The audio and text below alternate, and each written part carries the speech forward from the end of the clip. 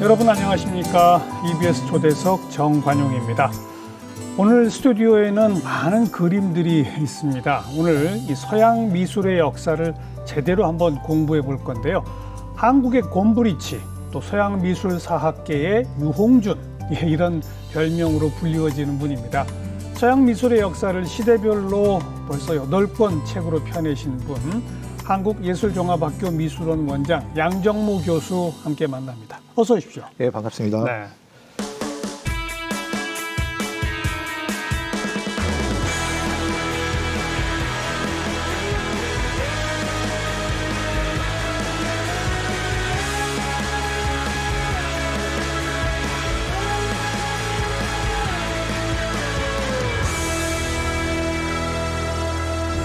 한국의 곰브리치라고 했는데 곰브리치가 누구죠?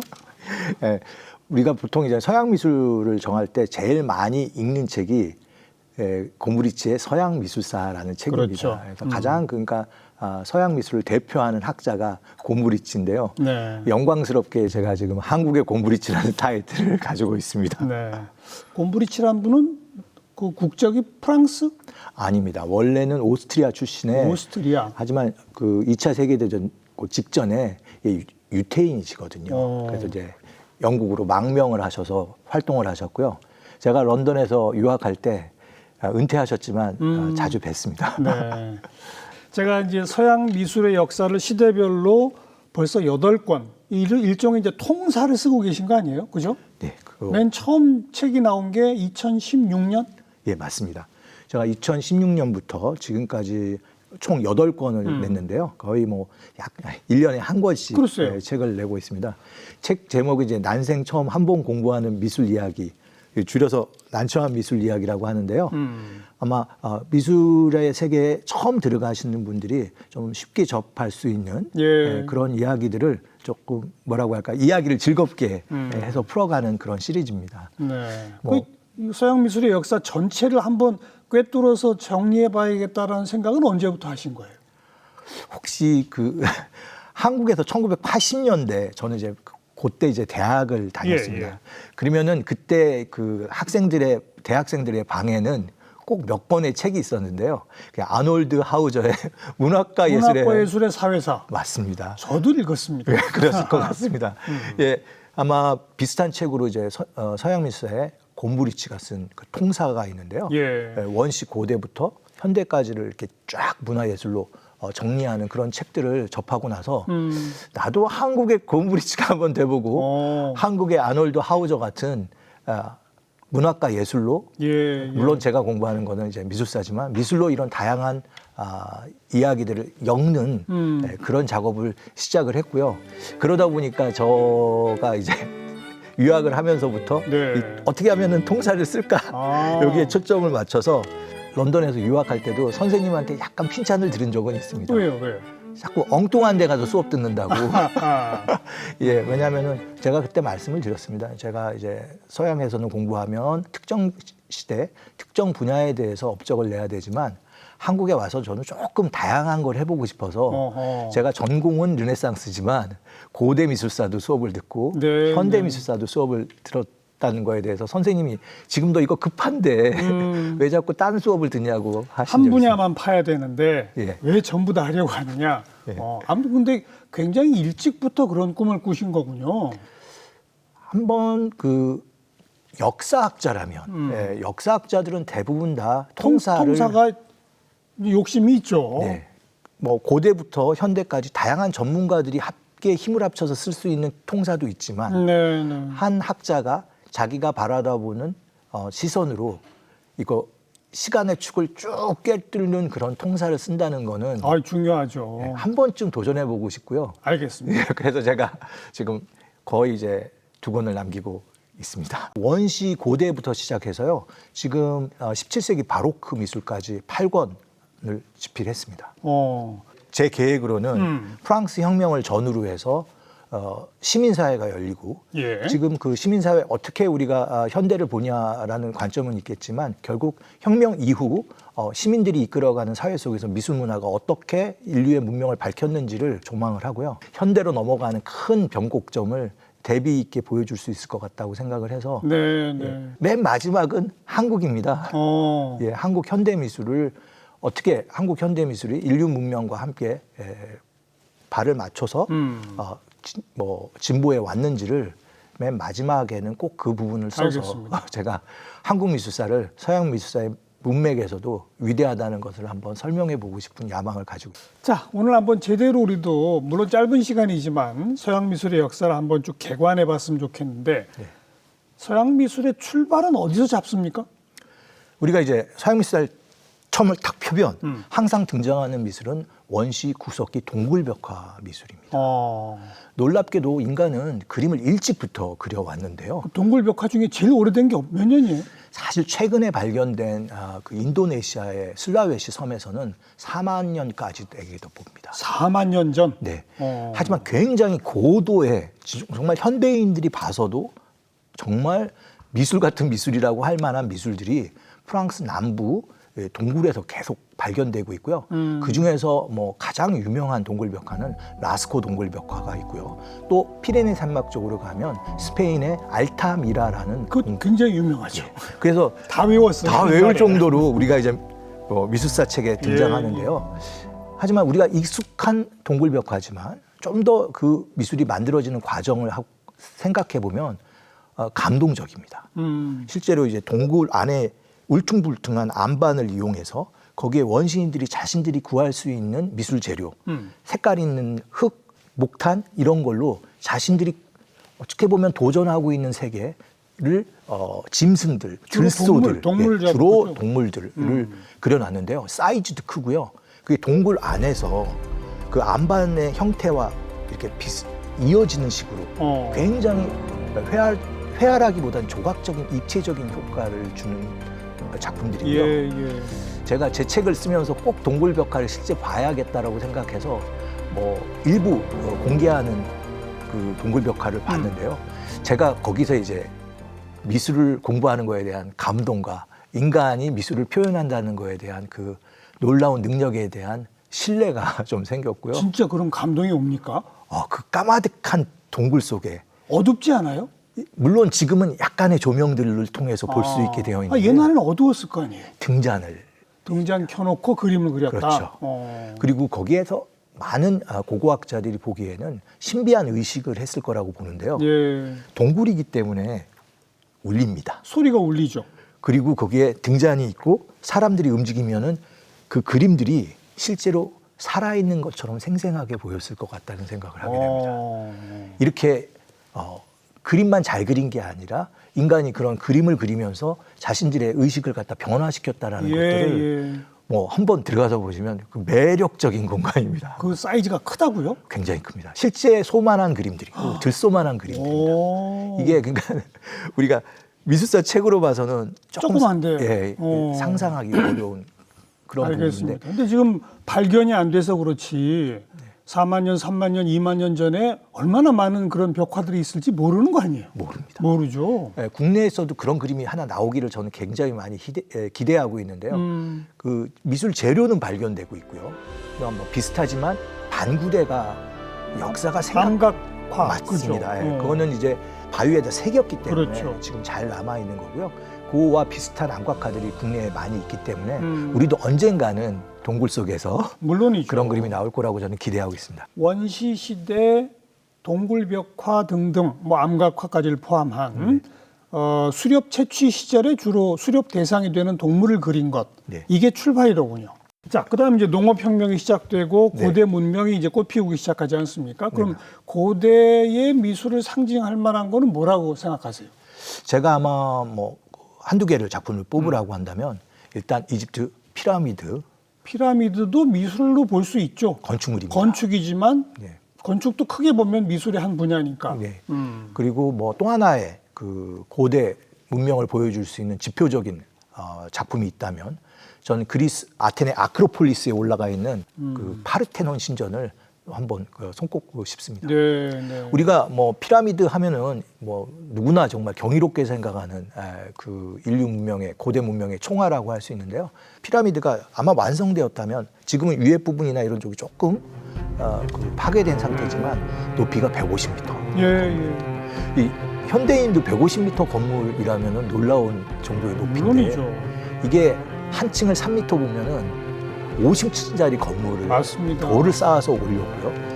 아마 그 표면에는 상당히 많은 장식도 들어갔을 것 같은데 이게 지금 훼손되면서 지금 우리가 전체의 모습을 추정만 할 수 있지만 일단 그 구묘면에서 그것도 기원전 2,500년 전입니다. 그렇죠. 예, 우리 단군 신화할 때 기원전 2333년 얘기하지만 그거보다 200~300년 전에 이집트는 네. 피라미드를 그런 것들을 만들 수 있는 사회 조직망과 그 힘이 있었던 거죠. 예. 네. 그리고 제가 보면은 인간이 만든 건물 중에서 높이 150을 초과하는 건물은 한 13, 14기나 돼야 등장합니다. 말씀드리면 초고층 건물이 하나의 인간의 뭐 기술의 증거라면 그렇죠. 이게 이집트에서 완성돼서 원탑으로 요즘 표현의 원탑으로 한 4,000년 정도 유지된 놀라운 경이로운 업적이 원시 고대에 이미 있었죠. 그것도 아프리카 땅에 있었던 겁니다. 그다음 그리스 아테네의 파르테논 신전. 파르테논 신전은 우리한테 낯설지 않은 건축물입니다. 우리 주변에도 비슷한 형식의 건물, 삼각형의 지붕이 있고 기둥을 이렇게 나열한 고대 신전 건물들이 있는데요. 파르테논 신전을 가서 직접 보시면 직선이 없습니다. 아, 그런가요? 예. 아, 다 동그랗죠? 동그란 거라기보다는 직선처럼 보이기 위해서 다 휘어져 있습니다. 아, 곡선이다. 네. 우리 안구는 형태가 들어오면 휘게 되어 있지 않습니까? 실제로는 모든 직선은 우리 눈에 들어오면 곡선으로 휘어지게 됩니다. 이걸 역으로 얘기하면 적절히 휘어져야 우리한테는 직선으로 보이게 되는데 파르테논 신전 받침만 보더라도 중간이 거의 좀 과장하자면 1m 이상 부풀러서 올라와 있습니다. 그래서 양쪽 끝에서 보면 제 건너편이 잘 안 보여요. 이렇게 휘어져 있습니다. 바닥만 휘어져 있는 게 아니라 모든 선들이 휘어져 있는데 그렇게 경쾌하고 우아하게 보일 수가 없습니다. 높이가 수십 미터짜리 되는 건물인데 이 건물을 보고 있다라면 결국 인간을 위한 건물이라면 인간의 그 시각의 메커니즘까지 계산을 한 건물들이 진정한 인간을 아는 건물이라고 생각되고요. 이런 건물을 보게 되면 인간을 이해하는 것이 미술의 표현의 시작이라는 것들을 다시 한번 알게 되는 것 같습니다. 고대 미술은 그걸로 상징되고, 그다음 이제 중세 미술로 가면은 뭐가 또 대표적이라고 볼 수 있을까요? 중세는 아무래도 그 그리스도교를 중심으로 짜여져 있기 때문에 그 문화가 최고점을 이룬 게 고딕 미술이라고 할 수 있고요. 성당. 맞습니다. 그렇죠. 고딕 미술의 이제 모든 결합체는 고딕 성당이라고 할 수 있는데요. 우리한테는 가장 익숙한 예는 파리 노트르담 성당을 손꼽을 수가 있습니다. 화재가 나고 다시 복원하면서 또 한 번 집중적인 관심을 받게 됐는데요.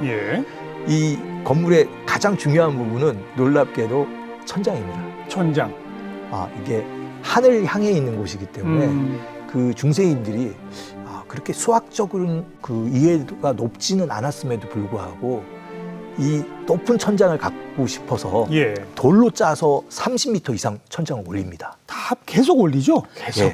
뾰족뾰족하게. 내부 천장 높이로 경쟁을 하게 되는데요. 맞아요. 43, 45까지 올라가다가 그 다음에 무너지는 경우가 있습니다. 근데 놀라운 거는 여기에 철근이 들어간 게 아니라 벽돌을 쌓아서 올린다는 겁니다. 그렇죠. 이게 지금 노트르담만 해도 한 5, 6m 되는데요. 이러면은 내부 공간만 10층입니다. 이거를 그러니까 그 돌을 레고 블록 쌓듯이 뼈대를 만들어요. 그래서 이제 우리 갈비뼈를 얘기하는 늑골 얘기하면서 립 볼팅이라고 천장 구조를 만들게 됩니다. 우리가 보이는 일종의 노출 콘크리트 내부 구조처럼 안에서 들어가 보면 돌이 뼈대들로 쫙 올라가서 위에 우산처럼 아주 우아하게 천장을 덮고 있습니다. 그게 어려운 거죠. 굉장히 어려운 기법. 그냥 한 층 쌓고 그 위에 또 한 층 쌓고 하라면 쉬운데 그게 아니라 텅 빈 공간을 10층 높이로 올린다니 그게 어려운 거죠. 왜 이들이 이렇게 하나의 돌로 이루어진 내부 공간을 이렇게 고민했냐면은 그게 들어가서 보시면 깜짝 놀라는 게 동굴 같은 소리가 납니다. 그렇죠. 그러니까 만약에 거기에 우리가 아는 그 성가가 울려 퍼진다면 아름답죠. 예, 스피커가 없는 곳이지만 없고. 저 정말 자연 공명에 의해서 굉장히 천상적인 그런 느낌을 네. 주게 돼서 네. 특히 돌로 이루어졌지만 우리가 또 잊지 말아야 될 게 그렇게 돌로 이루어지면서도 강조한 게 창입니다. 창. 네, 철저히 넓은 창을 가지면서 그 창 스테인드 글라스가 형형색색으로 이루어져 있고 아름답죠. 예.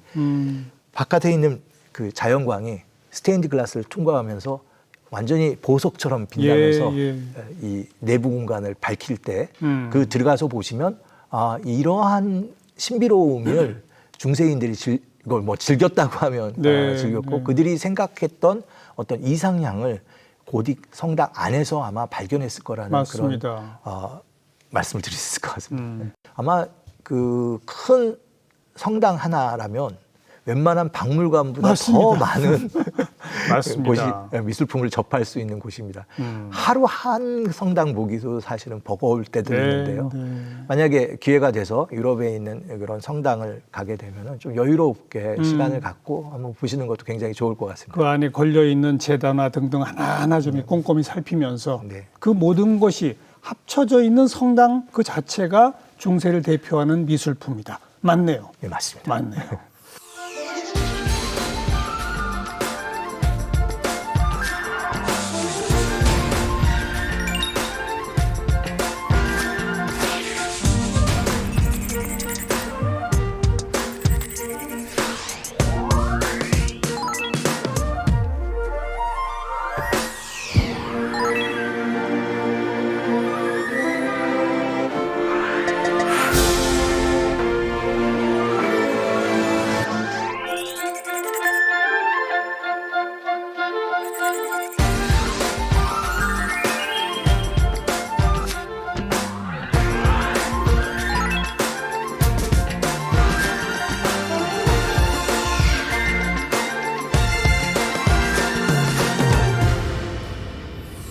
중세 다음은 이제 르네상스 시대로 가나요? 네, 그렇습니다. 르네상스 시대 하면 대표적인 게 뭘까요?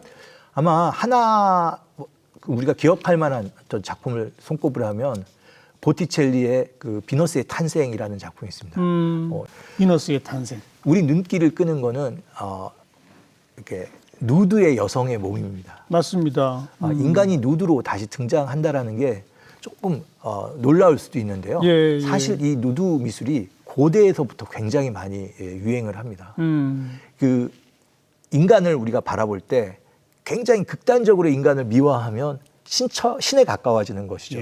그때는 이제 인간의 몸을 과시할 수 있고 보여줄 수 있는데 이 전통이 중세에는 단절되었다가 다시 시작된다라는, 그러니까 인간에 대한 낙관적인 생각을 갖게 되는 것들을 결정적으로 보여주는 게 이제 누드 미술이고요. 그래서 르네상스인 거고. 예, 그렇죠. 그러니까 고대로 다시 돌아온다. 맞습니다. 고대의 부활이라는 걸 우리가 얘기할 수 있고요. 이 보티첼리의 세대가 바로 누구냐면 레오나르도 다빈치의 세대입니다. 바로 여기에 이제 우리가 아는 모나리자가 등장하는데요. 그렇죠. 저 모나리자를 뭐 여러 가지로 설명할 수 있지만 모나리자의 가장 중요한 특징은 이 여인이 상인의 부인이라는 겁니다. 위대한 사람, 귀족이나 초상화를 갖는 게 아니라 성공한 상인들도 이제 평민들도 자신들의 얼굴을 기록하고 그것들을 예술적으로 표현할 수 있는 시대. 조금 어떻게 보면은 미술의 대중화 이렇게도 볼 수 있죠. 르네상스는 정확하게 말씀하신 대로 그렇죠. 이 양적인 폭발이 굉장히 크고요. 네. 제가 그 의뢰를 받아서 연재를 한 게 있는데요. 우리나라 그 인터넷 빅데이터를 이렇게 보면 미술 관련된 중요한 작가 3명이 레오나르도 다빈치, 미켈란젤로, 라파엘로랍니다. 맞습니다. 아쉽게도 한국 작가는 그렇게 빅데이터에 자주 연관되지는 않는다고 보는데요. 공교롭게도 이 작가가 모두 르네상스 시대 때 동시대 인물들이죠. 그리고 서로 너무 잘 알고 있었던 인물이기도 합니다. 그래서 제가 농담 삼아서 52, 75, 83 그게 뭐예요? 이 세 작가들의 출생 연대입니다. 1452, 1475, 1483. 이 세 작가가 서로 거의 비슷한 지역에서 활동하면서 연배는 다빈치가 제일 많고 중간에 미켈란젤로가 있고 라파엘로가 있지만 서로 경쟁하면서 새로운 문화를 좀 만들었고요. 다들 천재들이죠, 정말. 근데 이제 천재도 묶여 있을 때 더 빛나죠. 서로 경쟁하면서. 그 부분이 우리가 한번 서양 미술의 중요한 특징 중에 하나가 다양한 작가들을 이렇게 지원하면서 이들이 경쟁할 수 있는 일종의 그걸 시스템이라고도 할 수 있는데 이런 것들을 이제 만들어냈다는 건데 뭐 미켈란젤로의 우리가 이제 뭐 다비드라고 하는 이 상도 인간의 그 몸을 거대한 조각에다 담아서 표현해내고 있는데요. 이런 뭐 미술들이 르네상스에서 인간의 위대한 가능성을 누드를 통해서 보여주는 이런 미술은 이 세 작가들에 의해서 서로 경쟁하면서 한 발 한 발 나가게 되고요. 이런 미술이 바로 이제 서양 근대 미술의 시작이라고 할 수 있는 르네상스인 것이죠. 레오나르도 다빈치는 뭐 모나리자뿐이 아니고 그 뭐 인체 그 대칭도 이것도 있고요. 뭐 실제 해부 전문가였기도 하고. 아마 과학자죠, 과학자 정말. 그가 재미있는 거는 그 레오나르도 다빈치가 자신을 소개하는 자소서를 쓴 글이 남아 있어요. 왜냐하면 이제 피렌체에서 활동하다가 당시 최고의 국가를 끌고 가던 밀라노에 자기가 아마 일을 하고 싶어서 자기를 소개하는 글을 쓰는데 굉장히 많은 부분들을 자기를 과학자이자 그러니까요. 그 전쟁 기술자이자 그리고 다양한 다리와 길을 만들면 일종의 건축가이자 그래서 제가 천재라고 하는 거예요. 근데 그림만 잘 그리는 게 아니고. 근데 이제 단순히 자기가 그런 분야에서 능력이 있는 거 아니라 그 부분에서 이게 조금 방금 말씀하시는 대로 좀 놀라운 거는 하나의 분야에서도 그 정도의 업적을 내기가 어려운데 다방면에서 그런 놀라운 업적을 내기 때문에 알겠습니다. 정말 우리가 많은 분들이 르네상스형 인간이라는 말을 쓰고 아까 말씀하셨던 그 비트루비우스 인간이라고 사람이 팔을 쫙 벌리고 원 안에 들어가 있는 건데요. 대칭도. 바로 그렇습니다. 세상의 중심이 인간이라는 걸 보여주는 그 그림을 레오나르도 다빈치가 그렸고요. 그것이 아마 르네상스라는 게 무엇이냐라고 얘기할 때 그 그림 한 장이면 모든 것들이 상징하죠. 자세히 그 그림을 보면 바닥에 이렇게 금이가 있습니다. 비례의 근거도 인간이라고 맞습니다. 얘기를 하는 거기 때문에 정말 만물의 척도로서의 인간, 이거 인간의 신체에 대한 예찬, 그리고 세계의 중심으로서 인간에 대한 제 인식, 이게 이제 그림 한 장으로 설명되고 있기 때문에 매력적인 예라고 할 수 있겠죠. 르네상스 시대. 그 뒤를 이으면 이제 바로크, 로코코 뭐 이런 식으로 이어지는 거죠? 예, 맞습니다. 제가 그 뭐 바로크 미술이 무엇이냐라고 묻는다면 그 베르니니가 만든 다윗상이 있습니다. 이 작품을 미켈란젤로가 만든 다윗상하고 나란히 놓고 보면 그 미켈란젤로는 굉장히 팽팽한 긴장감을 보여주지만 일단 서 있는 모습이고 움직임이 조금 정지된 면에 더 가깝다면 베르니니의 작업은 실제로 돌을 들어서 던지기 위해서 몸을 완전히 비티는 그런 역동적인 자세를 보여주게 됩니다. 그게 그대로 살아 움직인다. 그리고 그 작품을 보게 되면 우리는 그 작품 주변을 계속 돌 수밖에 없는 움직임을 하면서 그 작품을 이제 보게 되는데요. 르네상스에 비하면 우리가 이제 바로크라고 부르는 그 시대는 그 용어 자체도 약간 찌그러진 진주를 가리키는 용어이기도 한데 굉장히 울퉁불퉁하고 역동적인 그런 그 시대를 이제 가리키는 표현이고요. 한 작품 더 말씀드린다면 바로 옆에 있는 카라바조의 다윗상입니다. 카라바조. 저게 작품을 보게 되면 이 회화를 통해서 빛과 어둠의 강한 대조. 맞습니다. 그리고 이제 잘린 골리앗의 머리를 딱 들고 보여주는 이런 모습들이 과감하기도 하고 연극의 한 장면을 우리에게 클로즈업 시켜서 보여주는 그런 느낌을 주는데요. 완전히 스포트라이트를 딱 쏜 것 같은. 그렇죠. 칼까지 딱 들고 이런 우리가 알고 있던 지식들이라고 해도 이런 것들을 다시 굉장히 강렬하게 연출해서 보여주는 미술이 바로크 미술이라고 할 수 있겠습니다. 그다음 로코코는요? 로코코는 우리가 루이 14세 굉장히 강력한 짐이 곧 국가다라고 선언한 절대 왕정. 요 미술이 바로크의 권위가 있다면 그 권위가 해체되면서 좀 더 즐겁고 귀족들의 행복함들이 물씬 올라오는 그림들이 로코코라고 할 수 있고요. 그래서 루이 14세 뒤이은 루이 15세 양식이라고도 할 수 있겠습니다. 그러니까 군주의 미술이 바로크라면 귀족들의 행복하고 즐거운 그 삶들을 그냥 속절없이 보여주는 게 로코코라고 할 수 있는데요. 일종의 풍속화 같은? 풍속하지만 귀족들의 풍속화입니다. 그러니까요. 그래서 귀족들이 산책을 하거나 산책을 하는 과정에서 사랑을 속삭이는 그런 달콤한, 우리가 가끔씩 이런 그림들을 서양에서는 초콜릿 박스 장식용 그림이다라는 얘기를 하는데 그렇게 행복한 그림들이. 교수님 뒤에 그네 타는 여인, 저게 로코코식 아닐까요? 바로 그렇습니다. 그렇죠. 예. 우리는 이제 그림을 생각하면 굉장히 영웅적인 이야기거나 종교적으로 우리가 고민할 수 있는 그런 역사적인 이야기가 그림일 것 같은데 방금 저 언급하신 그림은 프라고나르라는 작가가 그린 그림이고요. 저기에 많은 이야기는 사랑 이야기입니다. 네. 우리가 이제 춘향전에서 이몽룡이 성춘향을 보듯이 한 남성이 숨어서 자기의 한 여인을 바라다보고 있고 행복감에 빠진 여인이 그 그네를 타면서 있는데, 저 작품의 가장 중요한 포인트는 하늘을 나는 샌들입니다. 하늘을 나는? 샌들이요. 발로 이렇게 탁 차면서 신발이 하늘을 붕 떠서 나는 그 모습. 그 뒤에 집사인지 어떤 남성이 그네를 태워주고요. 밀어주고. 그 옆에 큐피드가 있습니다. 그렇죠, 그렇죠. 조각상으로 되어 있는데요. 손에다 이걸 비밀스러운 사랑을 얘기하기 때문에 저 남녀의 관계는 약간 비밀스러운 이야기일 수 있는 것이죠. 그래서 저런 그림들이 그려질 때 사실은 프랑스는 소위 말하면 민중들이, 시민들이 굉장히 그 경제난에서 고통받고 있었던 18세기 후반의 모습입니다. 그런 사회적 긴장감은 전혀 사라진 채 귀족들만의 공황경을 그리고 있다라고 볼 수 있죠. 뭐 르네상스, 바로크, 로코코 그 이후가 이제 산업혁명 근대로 넘어가는 거죠. 맞습니다. 그러면서는 굉장히 복잡다개해지지 않습니까? 제가 그렇기 때문에 도리어 현대미술은 조금 가닥을 보고 그 중요한 핵심을 파악할 수가 있는데요. 저는 만약에 오늘 저한테 산업혁명 이후에 중요한 작품을 손꼽으라 하면 윌리엄 터너, 영국에 있는 화가가 그린 비증기 대서부열차라는 기차가 화면 한가운데를 대각선으로 딱 지나오는 그 그림을 추천하고 싶은데요. 이게 1844년 그림이고 막 기차가 등장한 지 20년도 안 된 시대에 기차가 막 등장하면서 사람들이 우리도 이제 화차라고 생각하면서 처음 기차가 등장했을 때 놀랐는데요.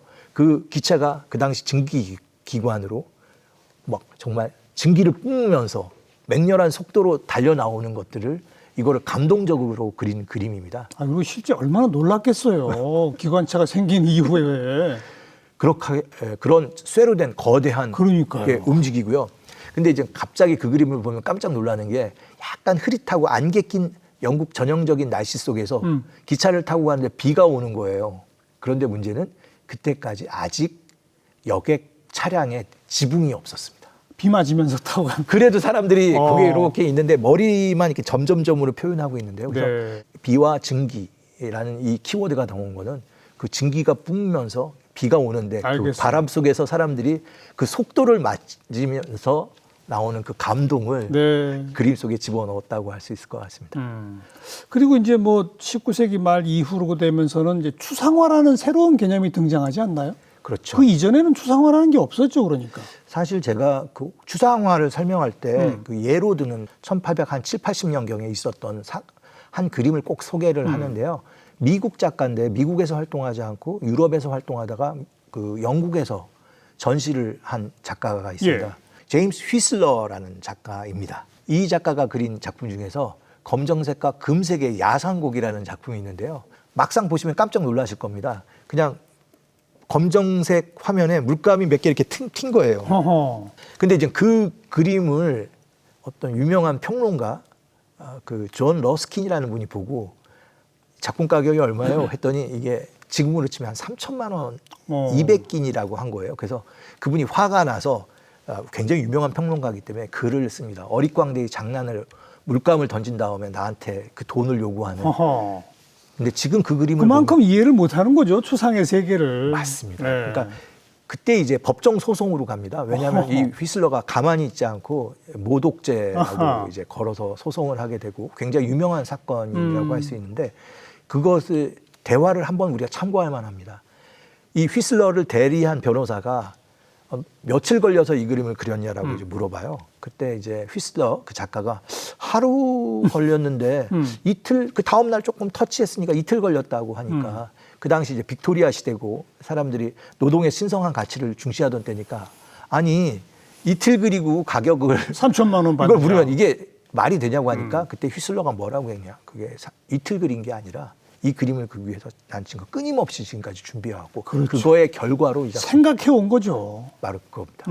아마 현대 추상 미술을 볼 때 우리가 당혹스러움이 있는데 예. 이 작가가 어떨 땐 점 하나 찍었는데 이 작품이 이렇게 고가라고 놀라실 때도 있지만 그 행위를 해오기까지 그 작가가 그 논리를 쌓아왔다는 걸 인정한다면 인정할 수밖에 없죠. 그렇죠. 그리고 피카소가 등장하죠. 바로 이 추상 미술의 가장 중요한 계기를 만든 사람은 이 피카소라고 할 수 맞습니다. 있고요. 제가 피카소의 작품을 설명하기 위해서 오늘 그 세 작품을 뽑아왔는데 이 세 작품 중에서 누가 피카소인지는 금방 알 수 있을 것 같아요. 뭐 맨 저쪽이죠. 맞습니다. 근데 제가 이 세 작품을 여기에다 이렇게 놓은 이유는 이 세 작품이 똑같은 남성을 그린 그림이라는 여기 거예요. 앙브로아즈 볼라르. 네. 누구죠?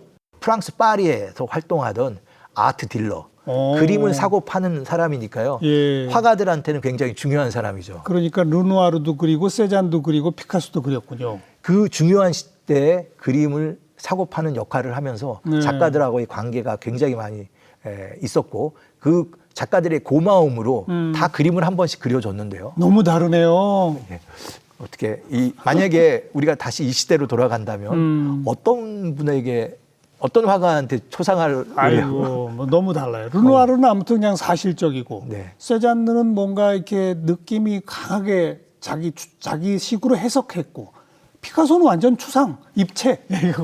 근데 이제 놀라운 거는 이 피카소의 얼굴을 약간 확대하면 그 볼라르의 얼굴 느낌을 다양한 각도에서 본 걸 조합해서 집어넣었다라고 할 수 있습니다. 우리가 어떤 특정한 사람의 인상을 한 컷으로 기억하기보다는 옆에서 뒤에서 알겠어요. 때로는 그 사람의 어떤 분위기를 느낄 수 있는데 예. 이 분위기를 해체해서 집어넣기 때문에 어쩌면 동양적인 정서로 더 잘 어울리는 네. 그 사람의 어떤 기운까지 집어넣으려고 했던 거기 때문에 저는 피카소의 이 볼라르의 초상화도 우리가 앞서 있던 이 형태를 고정한 그림과 크게 정보의 양에서는 네. 정보의 방향이 다를 뿐이지 굉장히 높은 표현력을 가지고 있다고 생각을 그렇죠. 하고요.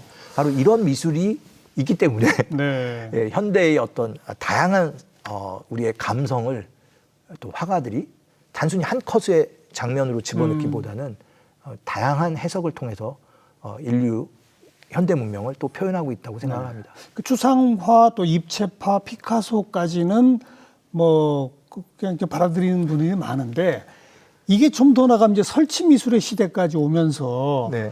남성 소변기를 거꾸로 딱 붙여놓고 작품이다. 예. 뭐 바나나를 테이블로 이렇게 벽에 붙여놓고 작품이다. 뭐 이런 건 너무 심한 거 아니에요? 당연히 질문이지만 살짝만 생각을 바꿔서 네. 작가가 이런 걸 고민한다라고 생각을 해주시면 조금 더 공감대가 커지고 다 좋아할 필요는 없지만 물론 알겠습니다. 처음 아마 가장 지금 최근까지 이슈가 되는 거는 벽에다가 바나나를 바나나. 붙여놓고 이거를 뭐 1억 5천 이렇게 붙여놨는데 또 이게 아트페어라는 전시 공간에 갔는데 팔렸다는 거 아니에요? 팔렸을 뿐만 아니라 어떤 사람이 와서 그걸 먹었다는 거 아니에요? 그래서 그게 이제 해외 토픽에 나오고 예. 과연 이러한 현대 미술의 한 단면이 사람들이 미술을 도리어 멀리하게 하는 예. 그런 생각도 줄 수는 있지만 예. 다시 휘슬러의 이야기로 돌아가서 내가 그걸 고민하고 온 게 얼마만인데. 네 그렇죠. 그리고 알겠습니다. 중요한 거는 벽 위에다가 바나나를 테이프로 포장용 테이프로 붙였다라는 게 이제 그 작품을 먹는 게 굉장히 그러면 1억 5천짜리 작품을 먹은 거냐 이런 거는 다 아까 방금 얘기하신 대로 설치 작품들은 작품보다는 매뉴얼을 파는 겁니다. 그렇죠. 몇 센치 높이에 뭐 어떤 걸로 붙여라 이거죠. 예, 그렇죠. 이 하나의 아이디어지만 제가 한 1년 전에 유럽에 갔을 때 어떤 쇼윈도를 보니까 모든 사람들이 작품을 자기 그 물품들을 벽에다 다 테이프로 붙여놓은 거예요. 작가에서 시작한 하나의 발상이 디스플레이의 형식을 바꾸기도 하고 바꾸기도 한다라고 생각을 한다면 네. 이거를 그냥 한 작가의 그냥 기발한 도발이라고 보지 말고 네. 바로 이러한 노이즈가 있기 때문에 우리의 삶들이 좀 더 다이나믹하게 바꿔갈 수 있지 않을까. 현대미술, 설치미술에 대해서는 그 자체로서의 아름다움이라기보다 어떤 개념이냐, 어떤 고민이냐, 이걸 읽어보려고 하는 것, 그거죠, 한마디로. 그렇죠. 그걸 통해서 우리가 삶을 조금 새로운 각도로 볼 수 있다면 그 작가가 주는 영감은 네. 뭐 모든 작품이 그런 영감을 준다는 거는 또 아니라고 보는데요. 그중에서 정말 옥석을 가려야 하지만 중요한 어떤 시도들은 우리 삶에 분명히 자극원이 될 수 있다고 생각을 합니다. 네. 자, 지금까지 팔린 미술품 중에 제일 비싼 건 뭐였습니까? 지금까지 제가 말씀드렸던 화가 중에 한 명입니다. 네. 모나리자는 시장에 나올 수가 없고요. 그 모나리자를 그린 레오나르도 다빈치의 예. 필치가 들어간 살바토로 문디라는 작품이 있습니다. 모나리자와 거의 비슷한 사이즈의 그림이고 예수 그리스도가 정면으로 우리를 바라보고 있는 상반신 초상화인데요. 세상의 구세주라는 뜻으로 살바토로 문디라는 작품인데 얼마에 팔렸습니까? 얼마일 것 같습니까? 감이 안 잡혀요. 어느 정도면 놀라시겠습니까? 이제 4억 달러에 2017년에 거래가 됐습니다. 4억 달러면 우리 돈으로 4,800억, 뭐 5천억이 넘네요. 요즘은 뭐 정말 굉장히 6천억도 될 수 있지만 예. 그 당시에는 그냥 5천억이었고요. 그해 우리나라 한 해 동안 미술품 거래 전체 액수가 5천억이 안 됐거든요. 그래서 사람들이 자조적으로 예. 레오나르도 다빈치 작품 하나 값도 안 되는 게 한국 미술 시장 규모라는 얘기를 했을 정도인데요. 레오나르도 다빈치라는 그 불멸의 이름이 들어가 있는 그림이기 때문에 그럴만하죠. 예, 맞습니다. 두 번째로 비싼 건 뭐였습니까? 그건 최근에 기록이 생겼는데요. 우리가 잘 아는 음악에도 팝이 있지만 미술에도 팝이 있습니다. 그 팝 앤디 워홀? 맞습니다. 예, 앤디 워홀이 그 판화를 마릴린 몬로 아마 자기처럼 그 삶과 굉장히 비슷하다고 생각했던 비극적인 상을 마감하는 몬로를 예찬하는 거대한 프린트를 하나 만들었는데요. 그게 사실은 지금도 제작돼서 팔리는데 보통 한 그렇게 물론 뭐 고가입니다.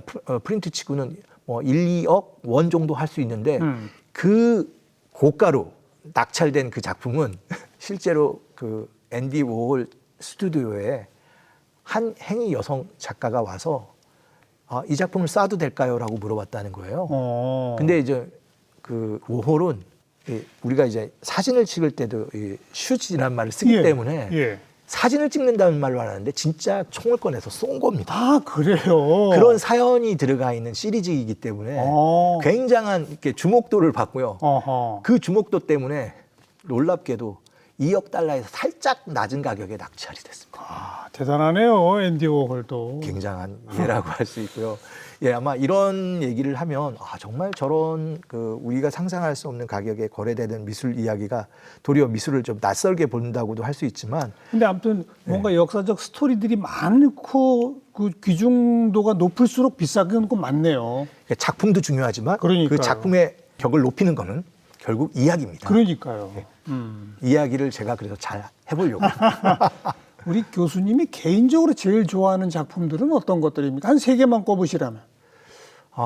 제가 좋아하는 작품 그 이케데의 두루마기를 입은 자화상이라는 작품을 최근에는 굉장히 주목해서 보고 있고요. 저 작품이 그 세계적인 미술 전시 행사라고 할 수 있는 베니스 비엔날레에 본 전시의 작품이 출품됐을 정도로 인류가 20세기에 근대를 맞이하면서 다양한 세계가 어떻게 현대를 표현하려고 했는지를 보여주는 대표적인 작품으로 주목받고 있는 작품이면서 저는 또 저 작품이 우리가 이제 전통과 현대를 화면 안에 어떻게 집어넣으려고 했는지를 맞습니다. 저 이케데라는 작가가 고민한 거라고 저 생각을 하고요. 한국 작품을 하나 꼽으셨고, 네. 그다음. 그 다음으로는 제가 이제 20세기 미술의 가장 중요한 어떤 흐름 중에 하나가 시민사회라는 키워드가 미술과 연고열 짓는 그 면인데요. 프랑스 혁명 직후는 아니고 조금 시간이 지난 1880년대에 그려진 프랑스 후기 인상파라고 이제 부르기도 하는 쇠라라는 작가가 그린 아스니에의 물놀이, 아니에의 물놀이 이렇게 이제 불러지는 작품입니다. 세느 강변에 사람들이 나와서 쉬고 있는 모습인데요. 그렇죠. 저게 이제 1880년대 파리의 모습이라면 그냥 평범한 시민들의 모습. 그렇죠. 모자를 좀 주목해서 보시면 네. 모자가 당시에는 일종의 신분을 표현하죠. 상징하죠. 예, 보면 다양한 신분의 사람들이 하나의 공간 안에서 어우러지는데요. 약간의 분위기는 다릅니다. 왜냐하면 상황이 다르기 때문에. 보울러라는 모자를 쓴 사람은 반려동물을 데리고 와서 쉬고 있고, 약간 그 노동자처럼 보이는 사람들은 자켓도 벗고 물속에 들어가서 조금 더 적극적으로 휴식을 취하는 모습이고, 저 멀리에는 높은 층이 있는 그 네. 실크햇이라고 하는 그 당시에 이제 최고 상류층들이 입는 그렇죠. 그런 모자를 쓴 사람은 여유롭게 놀러 가든 그러면서 이 서로들 이 자기 상황 속에서 살아가는 모습이고요. 신분의 차이가 있지만 함께 어울려야 되고. 그렇죠. 그 중에 또 핵심 포인트는 멀리에 기차 다리가 보입니다. 그리고 공장의 굴뚝도 보이고요. 현대의 삶들이 알겠습니다. 이렇게 이어진다라고 할 수 있고요. 마지막 세 번째 작품은? 우리가 금방 또 볼 수 있는 작품입니다. 국립현대미술관 과천에 가시면 그 둥근 이렇게 회랑이 있는데요. 거기 한가운데 백남준 선생님의 다다 익선이라는 예. 비디오 아트 작품. 예. 옛날 브라운관 TV로 맞습니다. 1000세대나 되는 TV 모니터가 탑처럼 쌓여 있고 거기 굉장히 많은 이미지들이 바뀌어 나가는 다이나믹한 작품인데요. 제가 이제 백남준 선생님에 대한 연구를 조금 더 시작하면서 이 작가가 보여주고 있는 이런 실험 정신, 우리가 생각하지도 못했던 어떤 미디어 환경 속에서 우리가 어떻게 인간이 적응해 나가는지 이런 것들을 뭐 영웅적으로 그린 작품, 만들어낸 작품이 규모도 크고요. 예, 바로 그렇습니다. 알겠고요. 앞으로 현대 미술의 미래는 어디를 향해 갈까요? 너무나 어쩌면은 우리가 생각해야 될 문제이면서, 근데 중요한 거는 미술이 항상 우리의 삶과 굉장히 밀접하게 이어지면서 갔기 때문에요. 우리가 고민하는 문제들을 다 미술에서 다룰 겁니다. 그렇죠. AI, 예. 뭐 우리가 저 젠더 문제, 그리고 국제적인 그런 관계 문제 중에서 우리가 눈여겨보는, 우리가 요즘 예를 들어서 관세 뭐 이런 문제도 결국 미술 작가들이 그 부분에 대해서 다루겠죠. 다룰 겁니다. 그러니까 이 큰 문제들을 작가의 관점에서 굉장히 섬세하게, 때로는 좀 우리가 생각하지 못했던 방식으로 이런 문제들을 계속 이끌고 나가기 때문에 현대미술이 어떻게 보면 새로운 전시 환경을 요구하고 새로운 문제에 대한 문제 제기를 하기 때문에 낯설 수는 있지만 그게 우리와 관계된 이야기들을 다루고 있기 때문에 알겠습니다. 조금만 마음을 여시면 즐겁게 진짜 작가들이 이런 걸 고민하는구나라고 생각하신다면 공감대가 훨씬 커질 거라고 저는 생각을 합니다. 아무튼 그 시대별 서양미술사 통사 나머지 2권 빨리 좀 우리 앞에 내놓으시기를 기대하도록 하겠습니다. 열심히 달리겠습니다. 오늘 아주 재미있는 말씀 잘 들었습니다. 고맙습니다. 네, 감사합니다. 네, 이 긴 서양미술의 역사 짧게 정리했습니다만 각 시대별로 걸출한 천재가 항상 변화를 이끄는구나라는 생각을 하고요. 그 걸출한 천재가 나오기까지 얼마나 많은 고민들이 있었을까 한번 헤아려 봤으면 싶네요. 다음 시간 또 뵙겠습니다. 안녕히 계십시오.